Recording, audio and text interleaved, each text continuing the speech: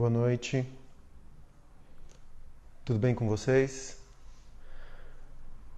Estou aqui numa quinta-feira, acho que é a primeira live desse ano. Vou tentar tirar energia de algum lugar para conseguir conversar pela próxima hora.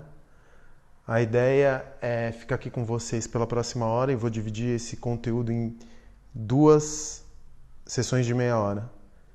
Vou dar uma olhada nas perguntas daqui a pouco para ver quais foram as perguntas que me enviaram. Eu fiz um questionário na semana passada não, na segunda-feira, e aí eu vou tentar endereçar algumas dessas questões aqui hoje. Apesar que é foda tentar equilibrar o chapéu de empreendedor, empresário, pai e professor. Às vezes é difícil, mas enfim. A ideia dessas lives é sempre a mesma. A gente está começando a montar uma base de dados que, na verdade, são um conjunto de e-mails. Eu acho que e-mail é a comunidade da vez. Assim, a partir do momento em que Instagram, Facebook, LinkedIn estão ficando ultra saturados, eu acho que uma comunicação por e-mail ela vai começar... o e-mail vai voltar a ser uma espécie de uma rede social. Eu até estava conversando outro dia com um amigo que o e-mail está ganhando para mim, eu estou começando a construir uma relação muito mais carinhosa com o e-mail do que eu tinha, por exemplo, há 1 ou 2 anos. Porque a gente está tão saturado de WhatsApp, de direct de Instagram, de Messenger. O e-mail é aquela coisa que, no final das contas, aquela ferramenta que, no final das contas, cria uma certa âncora emocional, sabe? Então, eu acho que montar uma comunidade através do e-mail para no final das contas a gente conseguir montar a primeira base do curso que está em produção nesse exato momento. A gente está produzindo esse curso. Na verdade, ele já foi filmado, ele está sendo editado, o site já está no ar. Então eu peço para vocês que aqueles que ainda não entraram no site para saberem quando que a gente vai lançar o curso, eu acredito que o curso a gente vai lançar depois do carnaval, provavelmente depois do carnaval. E falando um pouquinho sobre o curso, eu não queria um curso caro. Eu sei que no mercado tem muito curso caro, muito curso que custa R$ 1.000, R$ 2.000, R$ 500. Eu estava pensando, para deixá-lo mais acessível, em fazer um plano de assinatura. Então, eu não sei ainda qual vai ser o valor, estão calculando o valor para mim, mas vai ser alguma coisa entre R$ 50 e R$ 60. E no final das contas, estão me perguntando aqui se eu acho que eu devo gerar um cadastro de clientes pelo e-mail. Não quero gerar cadastro nenhum, eu não quero ficar com dado nenhum, eu não vou ficar vendendo esses dados, não vou fazer absolutamente nada com esses dados, se não me comunicar uma vez por semana, ou talvez duas, com conteúdos que são interessantes no terreno do empreendedorismo, que essa palavra, todas as vezes que eu falo, eu tenho vontade de morder minha língua. E no caso de quando eu for lançar o curso, as pessoas saberem que o curso foi lançado, enfim. Voltando a falar sobre o curso, a gente está querendo fazer um curso onde a gente vai lançar conteúdos semanais de 20 a 30 minutos, lives fechadas para a turma que for frequentar o curso. Eu não quero excesso de alunos, então acho que eu vou lançar algo como no início para 100 pessoas, deixar a coisa mais fechada. Tentar promover encontros, se não mensais, a cada 2 meses, para as pessoas acompanharem um projeto de perto. E a ideia, começando pelo Bar dos Arcos, é contar a história do Bar dos Arcos, do momento em que eu tive a ideia do espaço, até o nome, até o logo, até a abertura de empresa, até o encontro dos sócios, até desenho de arquitetura, até dificuldades que eu tive no meio do caminho, entender como que eu vou conseguir, usando todas essa malha de obrigações que precisam ser cumpridas para você deixar um projeto, construir meio com um how-to para quem quer montar um novo negócio. Por que isso? Porque eu acho que você montar um negócio na prática é muito diferente do que boa parte desses empreendedores de palco pregam por aí. Então eu quero mostrar a minha metodologia, que é uma metodologia que funcionou ao longo dos anos, dentro de uma fórmula muito específica, muito minha, muito subjetiva, mas que no final das contas pode servir para quem para quem precisa abrir um novo negócio. Então eu vou começar contando o case do Bar dos Arcos, que eu acho que esse case vai demorar uns 6 meses para a gente, é uma espécie de uma temporada, a gente quer fazer como se fosse uma série. Eu não digo que vai ser um reality show, mas porque é muito mais caseiro e não tem o valor de produção de um reality show, mas é uma coisa muito mais contando como foi a montagem e a estruturação do Bar dos Arcos. E eu estou começando um outro projeto agora chamado Omelette House, que é o antigo Cine Ipiranga, que é o antigo Arcade, que é um projeto junto com a Omelette, que são os responsáveis pela CCXP. E a gente está ali no começo do projeto, juntando as equipes, desenhando, virtualizando o espaço, discutindo o que a gente vai fazer, porque a gente não tem dinheiro. Então, que eu sei que é uma dificuldade que muita gente tem. Pô, eu não tenho dinheiro, como é que eu começo? Por onde é que eu começo? E entendendo como que a gente pode começar a monetizar o espaço, ou gerar fluxo de dinheiro para o espaço, para converter para o espaço, como fasear o projeto, como eventualmente usar crowdfunding, onde usar crowdsourcing, como levar as pessoas ali para dentro para compartilhar a maneira como a gente monta um projeto. Então, é muito rico esse caminho. Então, por exemplo, a montagem do Cine Ipiranga, ou do Omelette House, ou do Arcade, o nome do projeto é Omelette House, ele vai servir por uma temporada. Então, durante 6 meses a gente vai falar, vou gravar as reuniões que eu vou ter com os sócios, vou gravar as dificuldades, vamos abrir uma empresa, pegamos uma empresa de prateleira, encaixa no simples, no lucro presumido, como que é a primeira reunião com um contador, que tipo de ginástica contábil a gente pode encontrar para pagar menos impostos, porque os impostos, eles nunca usei isso dentro dos meus negócios, mas eu estou começando a olhar para isso. Se eu estou pegando um imóvel histórico, como que eu posso me reunir com um advogado para, de repente, encontrar alguma lei que propicie que eu venda potencial construtivo para uma empresa? Enfim, são nuances de negócios ou na operação, o que você tem que medir na operação, que tipo de software que você tem que usar, como que você faz programação, como que você monta um time de programadores, como que você monta a rede social. Cara, é muito difícil você montar um projeto. Às vezes é o esforço, eu até estava comentando com um amigo hoje, eu ando meio sem energia essa semana, e às vezes é um esforço de dezenas de pessoas para você conseguir empurrar um projeto como o do Omelette House ou como o do Arcos. Você tem que evangelizar ou pelo menos aculturar dezenas de pessoas.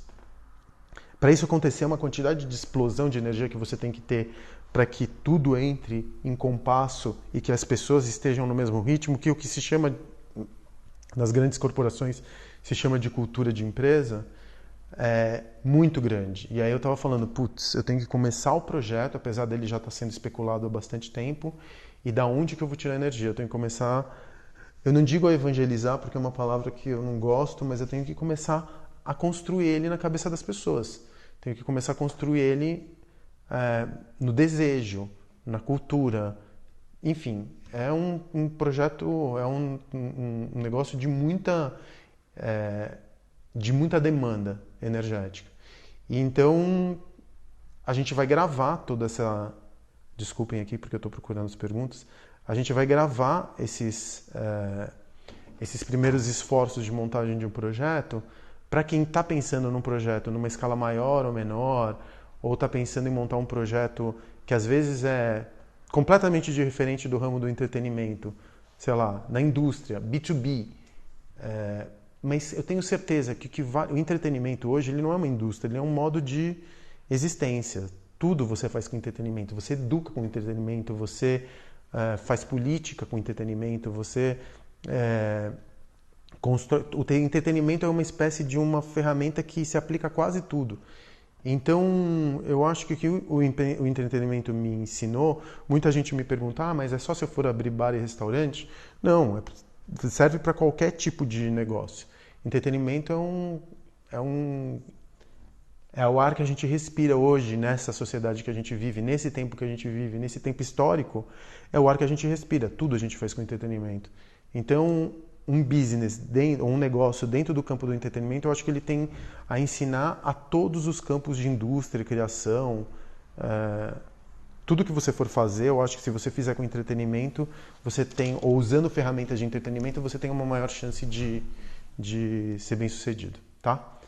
Bom, já se passaram 10 minutos, como eu falei, eu vou tentar fazer 2 sessões de 20 minutos, falando sobre cada um dos aspectos do empreendedorismo que as pessoas colocaram aqui. E, enfim, depois eu vou partir essa live em 2 frentes e vou postar uma a cada semana, vou deixar o vídeo completo no YouTube, que ele vai ficar na vertical, porque eu estava gravando 2 vídeos em 2 vídeos, um vertical, o outro horizontal, não tenho mais saco para fazer isso, então eu vou botar o vídeo e que se foda, eu vou deixar lá no YouTube na vertical mesmo. E é isso, tá? Então quem tiver algum tipo de interesse mais pra frente vai ficar por um dia aqui na live do Instagram, mas depois eu vou postar e vou deixar lá no IGTV, tá? Enfim, começando. Dicas para construir parcerias construtivas. A Alcandrello, que é uma puta VJ, me perguntou isso. Parceria construtiva é o seguinte, primeira coisa, se você está procurando fornecedor, se você está procurando funcionário, se você está procurando equipe, primeiro eles têm que se alinhar eticamente com você. Então, como eu contrato, por exemplo, vamos falar de parcerias entre colaboradores. Até ano passado a gente contratava por vias normais, procurava em agência de empregos. Hoje em dia a gente contrata pela rede social. A gente fala assim, olha, estamos contratando no dia tal, que seja... Se eu for contratar um designer, ou se eu for contratar um diretor de arte, ou se eu for contratar uma pessoa que trabalha no atendimento, no balcão, um caixa ou um bartender, eu vou contratar usando minhas redes sociais. Por quê? Não as minhas pessoais, mas até as minhas pessoais. Eu espero que, se alguém me segue, se alguém segue o Bar dos Arcos, ela, de alguma forma, essa pessoa está interessada no conteúdo que eu estou projetando, no conteúdo que eu estou colocando para fora. E se ela não se incomoda, se ela interage, se ela lê os posts, de alguma forma ela se alinha ética ou esteticamente comigo. E eu advogo muito que montar um negócio é, antes de mais nada, montar revoada, é montar comunidade, é montar um bang, entendeu? Então, o jeito mais certeiro que a gente contratou nos últimos 2 anos foi através das nossas redes sociais. Primeiro as minhas, e segundo, as redes sociais dos lugares que estavam procurando. Então, hoje em dia, a gente vai precisar fazer processo seletivo para o Blue Note, para o Arcos, para o Riviera. A gente coloca nas redes sociais dos 3 lugares que a gente está, no dia tal, do dia tal, a gente vai abrir para processo seletivo. E o que a gente procura em processo seletivo?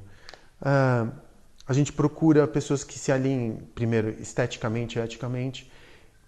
A gente tende a favorecer minorias, sejam elas qualquer minoria política que você fala, a gente tende a favorecer, e não é porque a gente é bonzinho, eu tento falar isso o tempo inteiro para os empresários com os quais eu converso. De repente, diversidade, pluralidade, sustentabilidade, from farm to table, da fazenda até a mesa, ecologicamente correto, politicamente correto, viraram palavras quase mandatórias para novos empreendedores. E quando a gente vai contratar, por que eu prefiro contratar pessoas que são de minoria política? Primeiro porque elas são oprimidas, e quando você dá uma oportunidade para uma pessoa que é politicamente oprimida, eu quero acreditar que ela vai agarrar aquela oportunidade com unhas e dentes.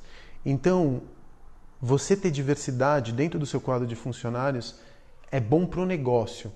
Mais além de ser moralmente correto, ou de ser politicamente correto, eu acho que é bom para o negócio. Se você tem como intenção gerar lucro e gerar impacto social, eu acho que qualquer negócio que você monte, se você operá-lo honestamente, vai gerar impacto social de alguma maneira. Mas se você quer maximizar lucro, se você quiser, que é isso que qualquer empresário no final das contas procura, você contratar minorias políticas acabam influenciando positivamente no seu negócio. Pelo menos a experiência que eu tive, especialmente no Blue Note, que é um lugar que tem muita minoria política, tem homem trans, a brigada é majoritariamente gay, tem muita gente negra, enfim. E no Arcos a mesma coisa. Mas é um encaminhamento de olhar, porque no final das contas a gente acaba procurando gente que é mais ou menos como a gente. E ao longo dos anos, eu sei que eu sou um homem branco, cis, hétero, e que no final das contas eu sou o responsável pela operação. Mas o olhar que a gente foi tendo ao longo dos anos foi de não perguntar qual que era gênero, qual era a cor de pele, isso não me importa. Eu estou procurando humanos, eu não estou procurando gente que tem um determinado formato, uma determinada cor, ou menos ainda a sexualidade, que essa é uma coisa que verdadeiramente não me importa na vida de ninguém. Eu não tenho a menor paciência, o menor interesse para saber com quem as pessoas transam ou deixam de transar. Então, procurar esse olhar, dar uma oportunidade para minorias políticas, sempre se mostrou, no nosso caso, um acerto. E então, como isso foi acertado no passado, hoje em dia o nosso olhar também está tendencioso para continuar empregando minorias políticas, porque se mostrou no passado assertivo, lucrativo. O nível de serviço do Arcos, por exemplo, é excelente. O nível de serviço do Blue Note é excelente. Do Riviera está quase lá, mas também está muito melhor do que já era recentemente. Então a gente vai se aprimorando o tempo inteiro. Onde encontrar parcerias? Primeiro tentando procurar na sua própria comunidade. Se você está falando de sócios, essa é uma questão um pouco mais complicada. Eu tive muitos sócios, eu não sei se eu tive muitos, mas eu devo ter tido uns 10 sócios ao longo da vida. E muitas parcerias funcionaram durante um tempo, até que quando a coisa começa a apertar, aí você percebe quais são os seus sócios e o que está no núcleo e quais são aqueles que fecham com você e lacram com você em qualquer circunstância. Mas a sociedade que eu tive mais encontro e que foi mais fluida foram sociedades complementares. Eu, por exemplo, tô com um novo sócio agora que se chama Rodrigo, a gente está cuidando do altar, que é aquela casa flutuante. O Rodrigo e eu, a gente tem perfis assemelhados, espero que ele não esteja vendo esse vídeo agora.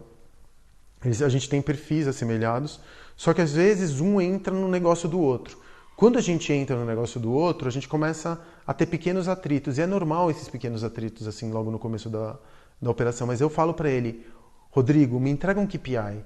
Meu KPI eu cuido de comunicação. E eu cuido de relação de parcerias e tento viabilizar os próximos negócios. Me entrega o KPI meu e confia em mim, cara. Se eu não estiver entregando, o KPI é Key Performance Indicator, quer dizer, o objetivo. Eu vou, por exemplo, um KPI de comunicação que eu tenho é organicamente ter 10 mil seguidores no altar em 3 meses. Se vocês quiserem me ajudar a atingir esse KPI, por favor, sigam o altar. Mas esse é meu KPI com ele. O que eu vou fazer? Eu não posso comprar seguidor e eu não posso usar publicidade. O que eu vou fazer? E eu tenho que manter uma comunidade coesa em termos de comunicação. Então, para isso, a gente fez um planejamento estratégico, a minha equipe de marketing fez um planejamento estratégico, a gente capturou muito conteúdo, estamos começando a empacotar o conteúdo, e eu preciso que ele confie em mim. Caso contrário, a gente vai ficar batendo cabeça ou os dois vão ficar fazendo a mesma coisa o tempo inteiro.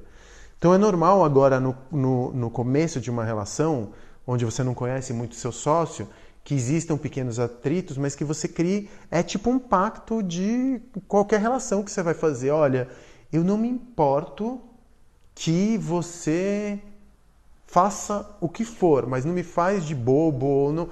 Converse e conta quais são os limites. O limite é esse, eu quero isso e a gente juntos vai construir isso. Como a gente vai fazer? Eu faço a minha parte, você faz a tua, a gente se encontra uma vez por semana para cada um contar para o outro o que fez.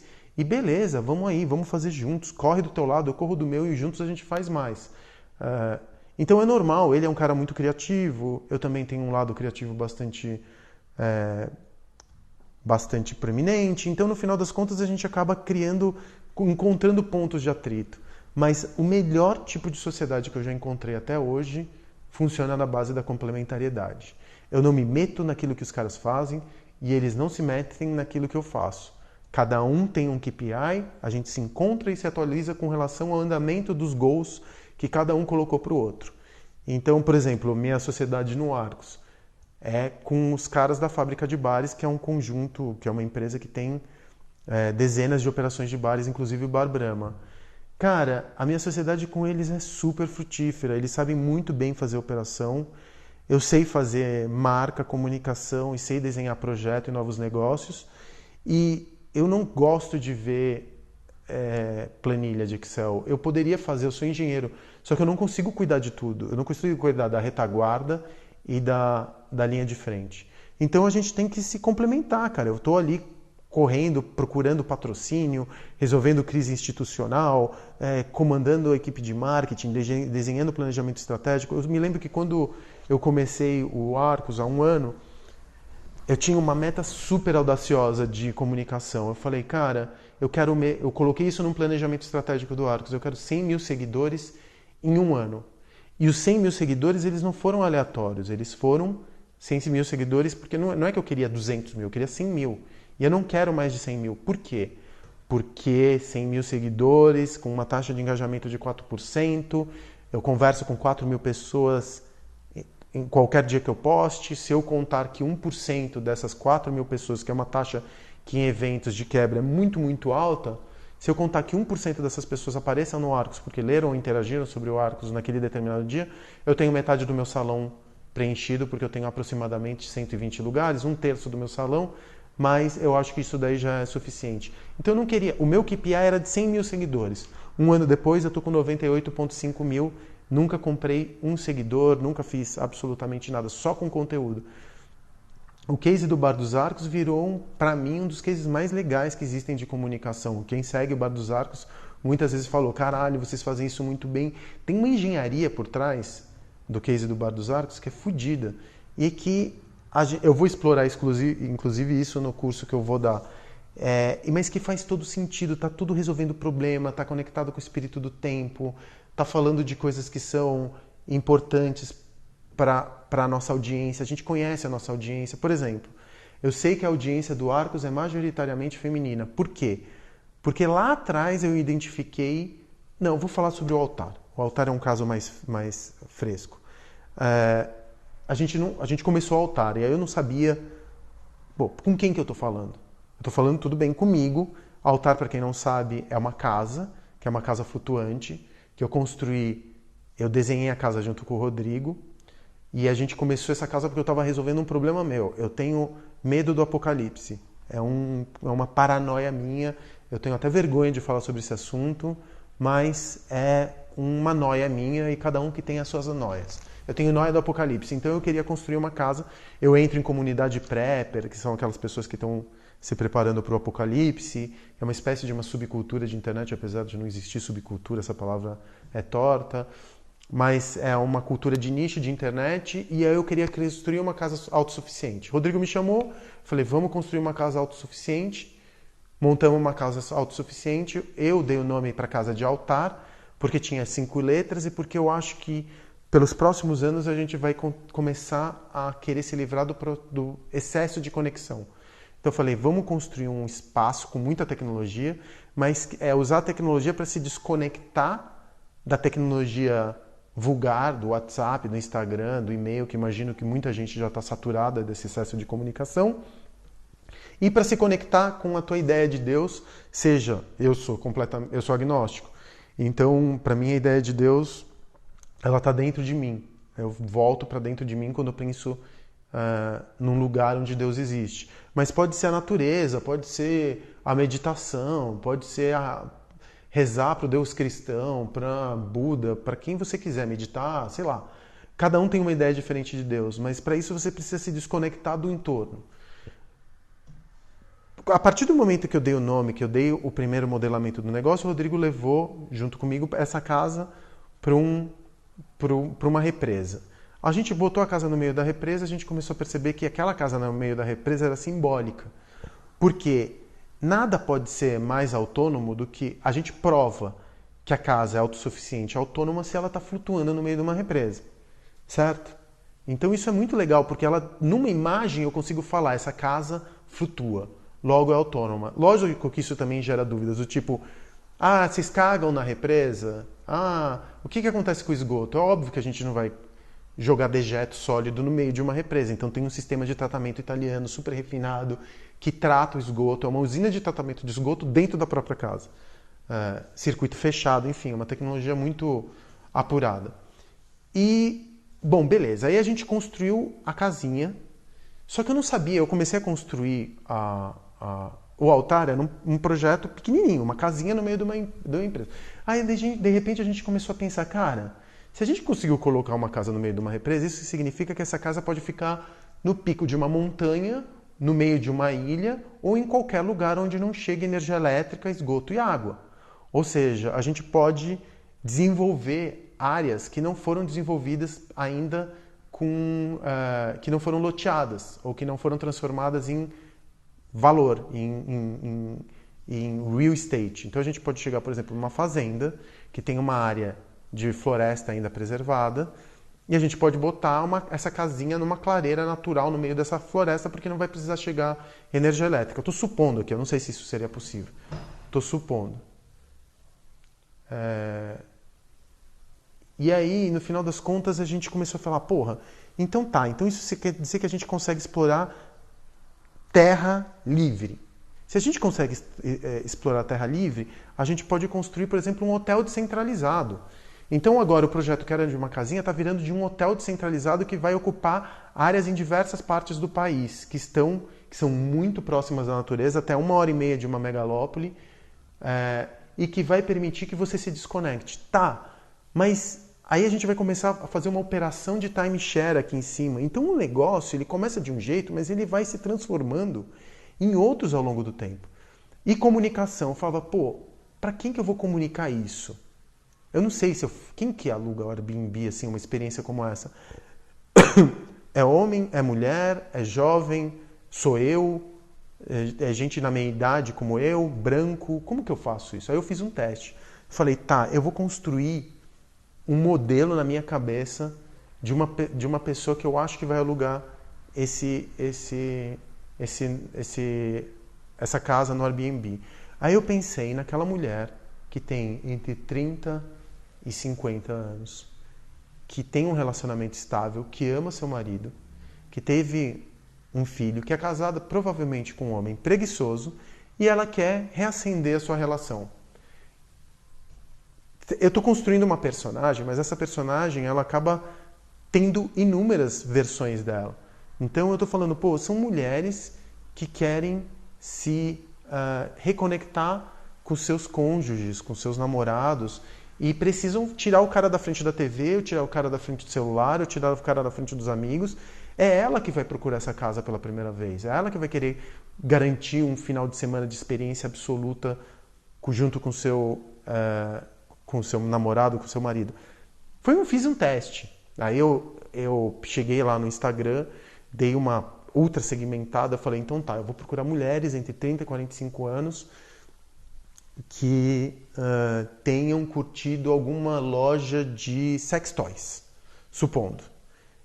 E vou segmentar nesse público. A resposta foi estrondosa.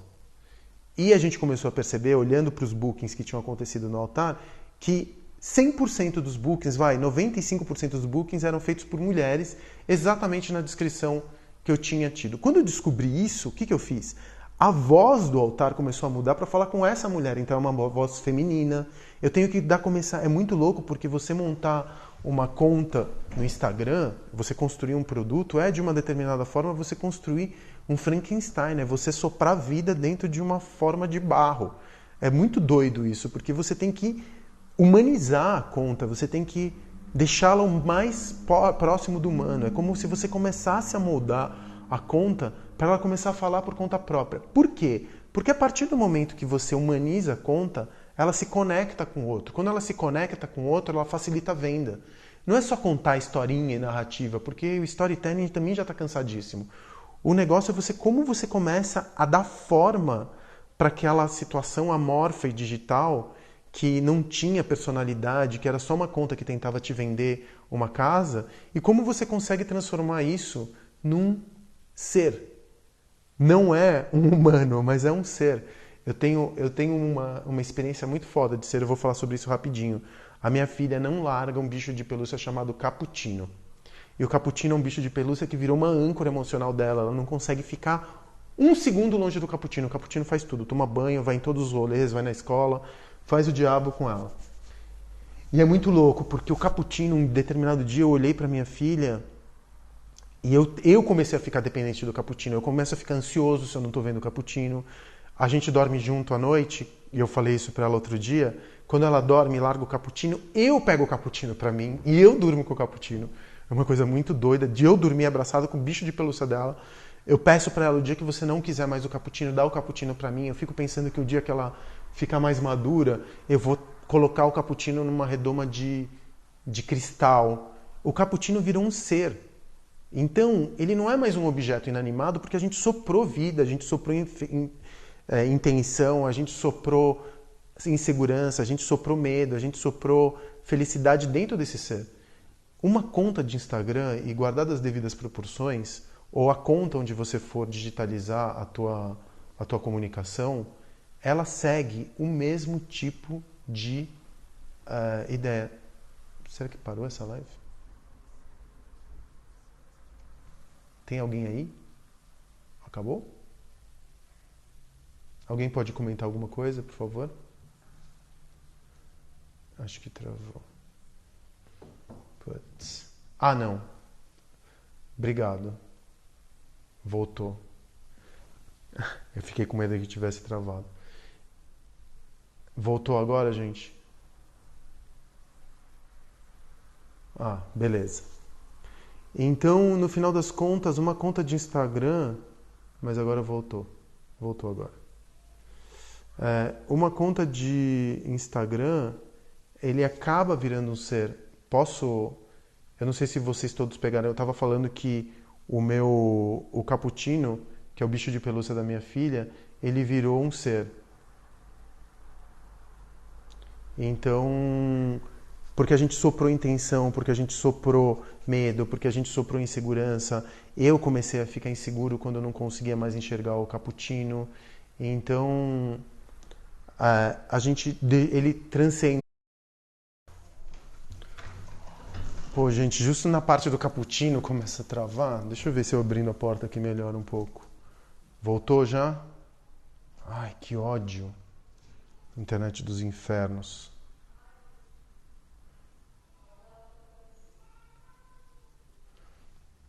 Bom, eu vou retomar da história do cappuccino. Então, eu estava falando que minha filha tem um bicho de pelúcia. Pina! Pina! Traz o cappuccino pra mim!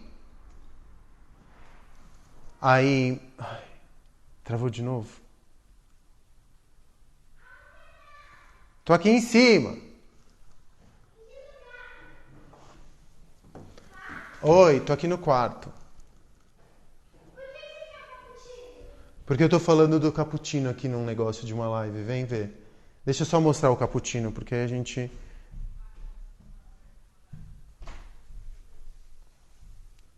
Esse é o cappuccino.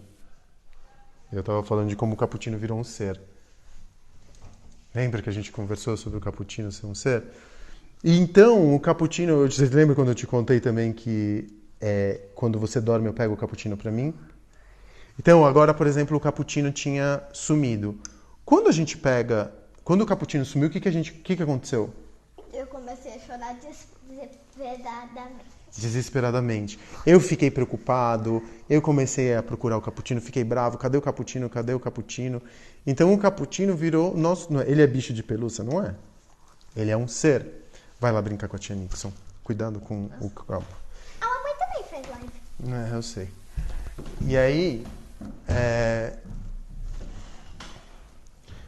Quando você monta uma conta de Instagram, ela tem que ter essa característica, essa voz do ser.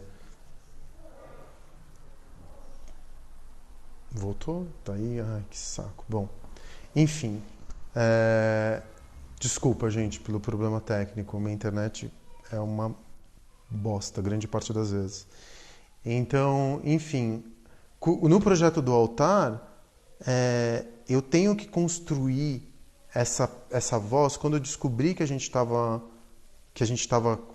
com o projeto, que a audiência do projeto era essa mulher, entre 25 e 45 anos, que estava entediada dentro dessa relação, mas ainda esperançosa de conseguir recuperá-la, a gente começa a usar a personalidade dessa própria mulher para falar da conta. Então, é muito legal você transformar uma comunicação, uma conta de Instagram num ser. Pode ser um bar, pode ser um produto. É um jeito muito quase de ourives, assim, de você soprar vida numa massa de comunicação para você conseguir se conectar com o outro. E mais uma vez, eu vou falar isso sempre, qualquer produto e serviço ele precisa responder a um problema, ao seu íntimo, e ele precisa construir um eixo de comunidade, um eixo de pessoas afins em torno dele. Então, o exemplo do altar que eu acabei de dar é um exemplo muito rápido, mas é isso. Parcerias construtivas, complementares sempre. Nunca tentem trazer parceria que seja com gente que é idêntica a você, porque primeiro você vai ficar falando na frente de um espelho, o projeto vai ficar entediante, ou vai ficar pouco rico, e no final das contas, nenhum e nem o outro, você vai gastar muito tempo negociando o tempo inteiro. Então, é isso. Acho que eu acabei de falar uma besteira porque já estava indo para um outro lugar. Tá. Como continuar humilde e com o pé no chão após empreender e dar certo? Continuar humilde, pé no chão após empreender e dar certo? Todo empreendedor, quando é tão arriscado, é tão difícil você abrir um negócio que no final das contas, quando o empreendedor dá certo, hoje eu tive uma reunião com um empreendedor muito legal, ele montou um negócio que é a base de... Bom, ele está falando de comida do futuro, uma comida que não tem origem animal, de animais, é uma comida vegana, e ele está construindo um pequeno império pensando em comida vegana, cozinha vegana. Ele montou um produto muito bem resolvido do ponto de vista de preço, do ponto de vista de discurso. E foi engraçado que quando eu perguntei para ele, e aí, para onde a gente vai? Para onde você vai daqui? Ele começou a desenhar cenários cada vez mais audaciosos, de captação, de montar delivery. E eu fiquei tão fascinado pelo jeito expansivo dele pensar no negócio, que dependia de captação de dinheiro de fundo, fazer BP, business plan, rodar mil modelos, 1000 cenários, e sem perder o propósito. Mas eu acho que em algum momento, quando você dá certo, e esse cara deu certo assim nas suas primeiras tentativas, cara, invariavelmente você quer expandir. Quando você quer expandir, você se machuca. E você quer expandir porque você perde a dimensão da pequenez das coisas que a gente faz. Então é muito difícil você ver empreendedor que deu certo, humildão e pé no chão. Para a humildade chegar e o cara ter o pé no chão, ele quebra, ele expande por arrogância, ele cresce para onde ele não quer ir, ou para onde ele não deveria ir, por pura arrogância e por achar que ele está cada vez com a mão maior. Aí ele quebra e ele fala, caralho, como eu sou pequeno, e pra que eu fui fazer isso? Aconteceu comigo. Então eu posso falar isso de cátedra, porque eu cometi esse erro algumas vezes. Então é muito foda, porque a humildade, a ideia da pequenez, como o empreendedor ele usa muito do seu ego, da sua visão de mundo, como ele coloca muito de si dentro de um produto, quando o produto dá certo, ele dá certo. Quando ele dá certo e quando ele ganha notoriedade, ele começa a ganhar dinheiro, o ego dele começa a ficar faminto e quer comer tudo que está à volta, como se fosse uma metástase. Então o ego dessa pessoa, e eu estou me colocando exatamente nesse mesmo lugar, começa a expandir até que a bolha fura. E aí você vê, cara, como eu fui idiota de querer mais, e não ter pelo menos a consciência de expandir, mas entendendo por que eu queria expandir. Eu acho que quando você quer crescer, você tem que saber exatamente por que você quer crescer. E se a razão é meramente financeira, ou porque eu já ouvi isso, não, porque tem muito mais gente que tem que chegar, meu produto é tão legal porque tem que ser consumido por muita mais gente, não, porque as pessoas precisam conhecer isso que eu faço. Aí, cara, eu acho que você começa a correr um sério risco de deixar o teu ego se interpor a quase tudo que você faz. Você vai se machucar. Tá? Então, falando sobre o empreendedor humildão.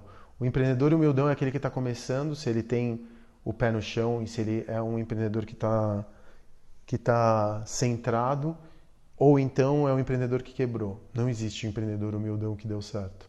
Eu, pelo menos, não conheço.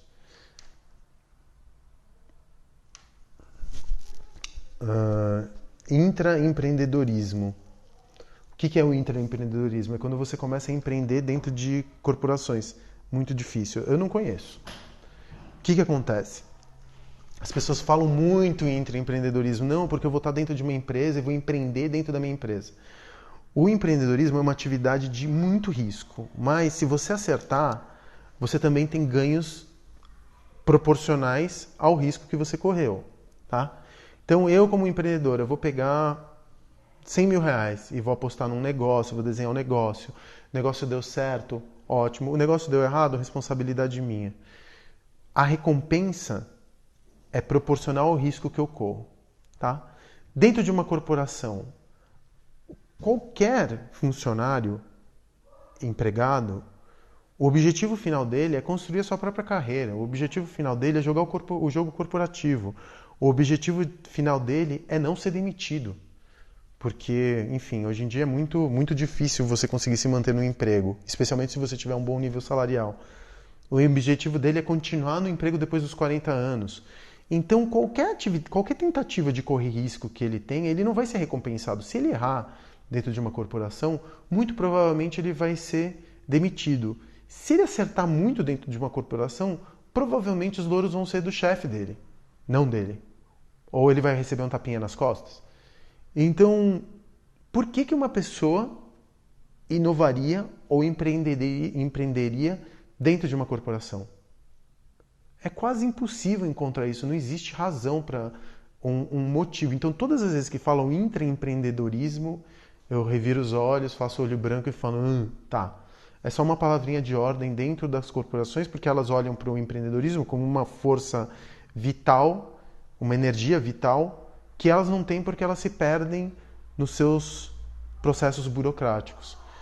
O que eu consigo imaginar é corporações ou montando pequenas operações completamente independentes, mas com carta branca para atingir um determinado objetivo ou com um determinado propósito, mas completamente à parte das regras da corporação geral, ou então elas se associando com pequenos empreendedores que têm essa energia e que elas recebem mandato. É meio como mercenário e exército, sabe? Mercenários jogam sujo, mercenários não jogam segundo a regra, e mercenários, grande parte das vezes, eles cumprem o projeto ou o objetivo com algum tipo de pagamento e recompensa. É a mesma coisa. Alguns exércitos contratam mercenários, e eu sei, ou milicianos, no caso aqui no Brasil. É isso. Então eu acho que não tem muito como você escapar dessa fórmula, assim, você achar que vai encontrar empreendedorismo dentro de empresa, eu nunca vi, pelo menos.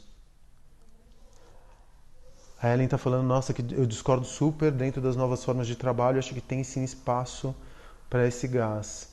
Discordo muito que sempre os louros serão dos chefes. Bom, por favor, me traga exemplos, porque eu não conheço. Eu já trabalhei em corporação até os meus 30 e pouquinhos anos e dependendo de onde vem o nível de inovação, isso sempre vai ficar com alguém, não vai ser recompensa da pessoa que encontrou solução. Eu já li muitos livros a respeito de inovação dentro de corporações e a visão é sempre que o intraempreendedorismo ele não existe, senão como uma capa discursiva para a empresa se apropriar da energia de empreendedores ou se apropriar da cultura do empreendedorismo. Hoje em dia, outro dia aconteceu uma coisa muito, muito engraçada. Fui me reunir com uma empresa de real estate, né, que estava no ramo de imobiliário. E aí eu liguei para o cara e falei, eu estou precisando marcar uma reunião com o fundador, enfim, com o dono da empresa. Ele falou, não, o empreendedor está de férias. O empreendedor volta daqui a um mês. E eu falei, hã? Empreendedor? Bilionário? Quer dizer, é uma apropriação do discurso. Por que empreendedorismo está servindo para vender cartão de banco e pessoa jurídica? Agora todo mundo quer ser empreendedor, porque ser executivo não é mais legal. Ser executivo era legal na década de 90. Agora todo mundo se chama empreendedor, por isso que a palavra está completamente desgastada. Enfim, é isso. Se existem exemplos, eles são raros. Então, eu, por exemplo, não conheço. A Gabi Marques, que é uma grande amiga minha, que eu amo, me pergunta: funding, como conseguir os investidores certos para as ideias mais audaciosas? Olha, por experiência própria, se a ideia é boa, se você conseguir virtualizar essa ideia, é uma coisa que eu prego muito, faz 3D, gasta, você não vai conseguir fazer dinheiro do ar. Isso não vai acontecer. Você não vai conseguir fazer projeto do ar, não tenho um centavo. Desculpa, não tenho o que fazer. Se você não tem absolutamente nenhum recurso, você vai ter que ficar contando com favor, ou você vai poder fazer crowdsourcing, ou crowdfunding. Mas tirar projeto do ar é impossível, a não ser que seja um projeto muito bom. E uma ideia que está no ar e que não se materializou não é uma ideia. Uma ideia ela não existe na tua cabeça. Uma ideia só existe quando você consegue materializar ela de alguma forma. E mesmo quando você conseguir materializar essa ideia, já não é mais tua. Então, enfim, eu acho que quando vou começar um negócio, eu fiz ano passado 5 negócios. O Riviera, o Arcos, o Blue Note, o Ilha e o Infini. Os 5 negócios eu não coloquei dinheiro, ou eu coloquei dinheiro a posteriori. O Blue Note é um negócio que a gente paga CAPEX até hoje, mas que foi muito... ele teve muita entrada de patrocínio. Bar dos Arcos teve um patrocínio inicial. A gente fez lá o Red Experience para Campari. Ilha foi um acordo de 10 anos que a gente não conseguiu, a gente não precisou colocar dinheiro de largada. Riviera voltou para a gente está fazendo uma engenharia ali dentro para conseguir deixá-lo viável novamente. Infini foi um bar que veio através de uma aliança com a Diageo para uma plataforma deles chamada Mixes, e que vai virar uma plataforma longeva, enfim, foi a plataforma de lançamento de Diageo, dessa plataforma específica. E foi um trabalho muito cruzado com a Index, que é uma assessoria, junto com o próprio Guilherme, enfim, com a Lu, um monte de gente, o Fred, um monte de gente ali da Diageo, que me confiou em mim para montar essa plataforma junto com o La Casserole ali dentro do restaurante. Então, todos os projetos eu não tive CAPEX nenhum, mas eu tive que fazer... não tive CAPEX é o investimento inicial.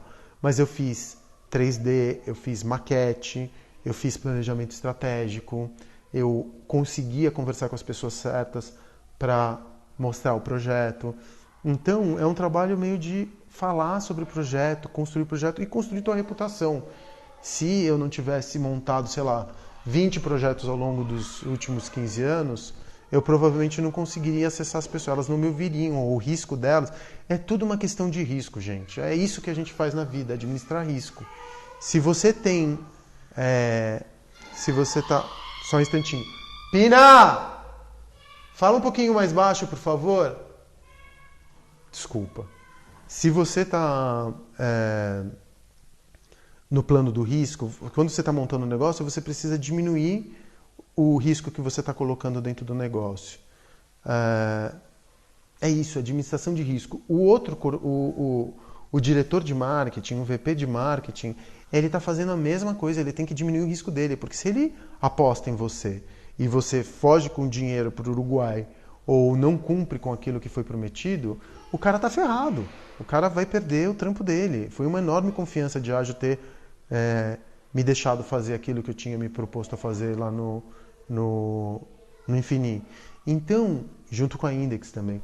Então, é uma questão de redução de risco. E para você reduzir risco, você precisa de credibilidade. Então, para mim, eu hoje consigo montar negócio sem grana porque eu construí credibilidade, que é a minha reputação, que é uma coisa que eu estou perseguindo há muito tempo. E não estou dizendo que eu não não cometi erros nos últimos anos ou que eu não fiz as minhas cagadas, porque eu também não sou a Madre Teresa de Calcutá. Mas, de grossas maneiras, eu consegui preservar a minha reputação. E é isso, reputação é igual a dinheiro. Se você é um cara ou uma mina respeitável no plano dos negócios, cumpre com aquilo que faz, independentemente de contrato, você constrói a tua reputação. Você constrói a tua reputação e tua reputação vale dinheiro. Isso para mim é uma coisa essencial. Reputação é igual a dinheiro. Então, é lógico, eu consegui fazer isso no ano passado. Você não... eu nunca saí do meu emprego, nunca fiz nada. Quero montar meu primeiro negócio, como que eu começo? Começa desenhando o seu negócio, começa virtualizando o seu negócio, começa escrevendo sobre o seu negócio, começa desenhando o seu negócio, começa investigando, fazendo uma página no Pinterest, monta um Instagram, constrói uma plataforma de relacionamento, faz crowdfunding, bate na porta das pessoas, pega um amigo que é arquiteto, faz um 3D, encontra um amigo do arquiteto, faz uma maquete, leva a maquete para todos os lugares onde você vai, mostra para as pessoas, olha aqui, quero montar isso, me ajuda a montar isso. Eu já não tenho mais, óbvio que eu não tenho mais esse privilégio de começar dessa maneira, entendeu? Porque, mais uma vez, eu já montei muita coisa. Ninguém vai... Se eu montar um crowdfunding para uma hamburgueria, vai acontecer o que aconteceu com o Bel Pesce. Vão me zoar. E com razão, né? Mas quem está começando agora tem que... Esse projeto está na tua cabeça, deixa os outros enxergarem o que você quer ver. Porque você falando a respeito, ninguém vai conseguir ver. Nada é mais poderoso do que uma maquete, do que um pedaço de matéria que você entra, com o teu olhar que seja, do que um protótipo, do que uma experiência gastronômica na sua casa em que você vai apresentar a primeira ideia de rascunho do restaurante, ou se você está trabalhando no B2B, bater na porta das pessoas e falar, me dá 5 minutos do teu tempo, deixa eu te mostrar uma coisa que eu acho que você vai se interessar. Enfim, é pregar. É um pouco isso, assim, mostrar para as pessoas que você tem energia suficiente para modelar o teu negócio, entendeu? Para terminar, porque o tempo já está se esgotando aqui, a Mazinha está me perguntando se eu ouço muito a opinião dos outros ou vou mais pela minha intuição. Eu não costumo ouvir... Olha, eu vou falar uma coisa. Quando eu fui demitido e eu contei para minha mãe que eu ia montar o Vegas, minha mãe começou a chorar. Minha mãe que está aí, ela pode dizer que se eu estou mentindo. Meu pai falou, você tá maluco de montar uma boate no meio dos puteiros da Augusta? Você tá doente. Eu era um executivo. Então, meus amigos falavam, Facundo, cara, você vai se ferrar muito. Eu tinha ouvido isso o tempo inteiro, eu não bebia, eu não saía, eu não tinha um perfil de festas, eu não conhecia ninguém, não tinha uma rede social, não existia nada. Quem tinha a primeira rede social era meu sócio Tibira. Eu não conhecia ninguém em São Paulo, tampouco ninguém me conhecia. Então, no final das contas, o projeto do Vegas, se eu tivesse ouvido uma alma, eu não teria feito. Mas eu tinha certeza do que eu estava fazendo, eu tinha estudado, eu tinha entrado nos meus potenciais concorrentes, eu vi o que eles faziam de certo ou não. Eu tinha ideia do que as pessoas que me desestimulavam não viam o que eu estava vendo. Elas não conseguiam enxergar o que eu estava montando porque elas não tinham ficado um minuto que seja dentro do projeto, conforme eu estava desenhando eles. Então, se você tem ideia, antes de começar um projeto, eu costumo dizer que eu blindo ele. O que é blindar? Pega o teu projeto, vai conversar com a maior quantidade de pessoas, mostra o teu projeto e fala assim, derruba meu projeto, por favor. Fala onde eu estou errado. Eu peguei o projeto do altar, levei para um banco enorme, um dos maiores bancos que existem aqui no país, sentei com 2 sócios do banco, apresentei o projeto do altar em meia hora, sem querer nada deles. Falei, eu só quero falar do meu projeto. Um dos caras é um dos maiores conhecedores de real estate, lidam com fundos de bilhões. Sentei na frente dos caras que eu achava que eram os mais respeitáveis no campo do real estate e falei, meu projeto é esse, junto com o Rodrigo do meu lado. 40 minutos depois o cara falou, o projeto é muito foda. Quando os caras falaram isso, eu falei, então pronto. Então, se esses caras que manjam de real estate, que manjam de fundos imobiliários, perdão pela tossida, dizem que o projeto é foda, na construção que eu estou fazendo dele, o projeto é foda. Então, se os caras tivessem falado, puta, esse projeto é uma roubada, provavelmente eu teria mudado a natureza dele. Porque eles têm essa experiência que eu não vou ter. Entendeu? Então, enfim, eu ouço muito a opinião alheia, mas eu só vou ouvir a opinião de quem manja mais do riscado do que eu manjo. E para a pessoa chegar a manjar mais o riscado do que eu manjo, ela vai ter que ter estudado muito. Então eu vou procurar os maiores especialistas dentro daquele campo para me dizer onde que eu estou errado. Se eles me disserem que eu estou errado porque eu não encontrei uma falha lógica, aí sim eu mudo. Caso contrário, ninguém me tira do trilho. Gente, desculpa pelos problemas técnicos que a gente teve hoje. Enfim, não foi a live mais suave, mas eu espero que de alguma forma, ou alguma palavra, ou alguma frase, ou alguma coisa que eu disse aqui tenha servido para algo, tá? Não se esqueçam, se vocês não assinaram ainda no site, vai lá, tá na minha bio, entra lá no site, tem um e-book gratuito, eu não entendo para que serve o e-book, mas enfim, dizem que ajuda a captar mais e-mail. Tem um e-book gratuito, tem o livro de fotos, que é o São Paulo Eixo Z, e eu vou mandar uma newsletter no máximo 2 vezes por semana com conteúdos que vão ser relevantes para quem está pensando em empreender e quer um tipo de visão sobre empreendedorismo mais realístico. Tá bom?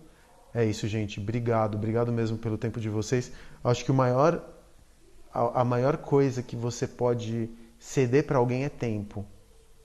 E, caralho, todas as vezes que eu vejo as pessoas aqui compartilhando, me ouvindo e me dando atenção, eu agradeço muito pelo tempo que vocês dedicaram a mim, esse pedaço de vida que vocês dedicaram a mim. Obrigado mesmo, viu? Boa noite e até sei lá quando.